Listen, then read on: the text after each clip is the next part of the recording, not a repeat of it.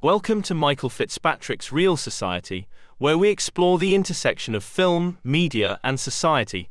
Today, we're delving into one of cinema's most iconic periods, the Golden Age of Hollywood. This period of American cinema stretched from the 1930s to the early 1960s, a time when the big studios MGM, Warner Bros., Paramount, RKO, and 20th Century Fox dominated filmmaking. This was the era of grand musicals, epic dramas, and feel-good comedies that captured the aspirations of millions. But beneath the glamour, Hollywood was also a powerful engine for shaping cultural ideals.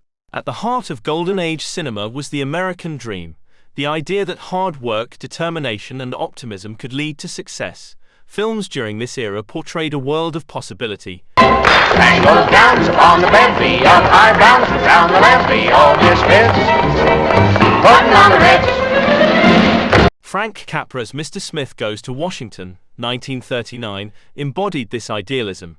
James Stewart's character, an ordinary man in an extraordinary situation, champions integrity and justice in the face of corruption. It's a classic story of how individual values can overcome systemic issues, an inspiring vision of the American dream. And it seemed like a pretty good idea, getting boys from all over the country, boys of all nationalities and ways of living, getting them together. Let them find out what makes different people tick the way they do. Because I wouldn't give you 2 cents for all your fancy rules if behind them they didn't have a little bit of plain, ordinary, everyday kindness. And a little looking out for the other fella, too.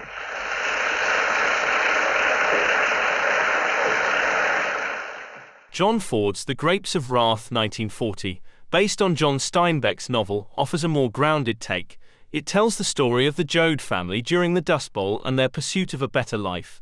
Unlike Capra's optimism, this film emphasizes resilience and collective struggle, a reminder that the American dream wasn't easy for everyone to achieve.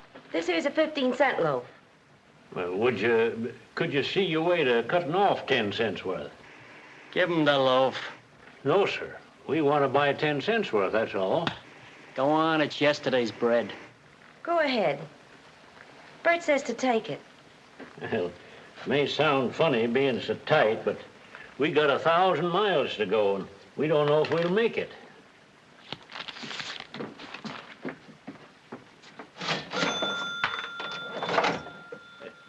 Is them penny candies, ma'am? Which ones? There, them stripy ones. Oh, them. Well, no. Them's 2 for a penny. Give us 2 then, ma'am.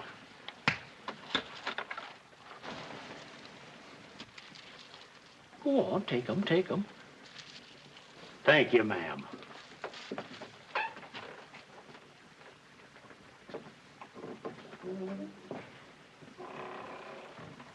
Them ain't 2 for a cent candy. What's it to you? Them's a nickel apiece candy. During World War II, Hollywood became a propaganda powerhouse, rallying support for the war effort and reinforcing American ideals. The government collaborated with studios to produce films that boosted morale and encouraged unity. Take Casablanca, 1942, for instance. While it's remembered as a romantic classic, it's also deeply political. The scene where patrons at Rick's Cafe sing La Marseillaise is a powerful act of defiance against tyranny. It resonated deeply with wartime audiences and solidified cinema's role in the global fight for freedom.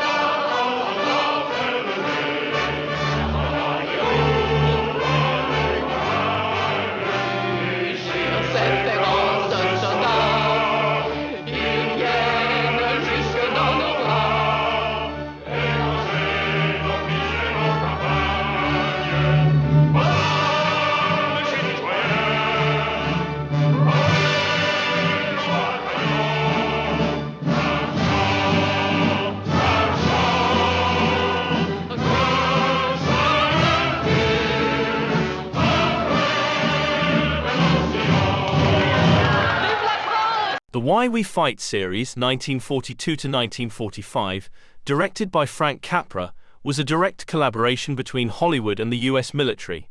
These films used engaging visuals and narratives to explain the war to Americans, blending education with entertainment.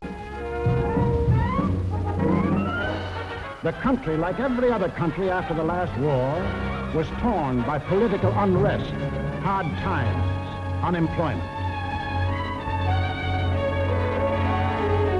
Two courses were available to the Italian people. They could solve their problems in a free, democratic way, or they could let someone else do the solving for them. They made the tragic mistake of choosing the second course. Hollywood's portrayal of the American dream wasn't without its flaws. Studio-era films often idealized life, glossing over social inequalities and hardships. The post-war boom brought films celebrating suburban prosperity, but these stories largely excluded minorities, women, and the working class. In Meet Me in St. Louis, 1944, Judy Garland's charm and optimism encapsulate the golden glow of Hollywood's idealized version of small-town America. But it's worth asking, whose dream was this? Who got left out of these stories? Hollywood's golden age left us with a dual legacy. On one hand, it celebrated the power of hope, resilience, and community. On the other, it painted an overly simplistic picture of the American dream, one that often excluded the struggles of marginalized groups. The golden age of Hollywood wasn't just about glamorous stars and big studios.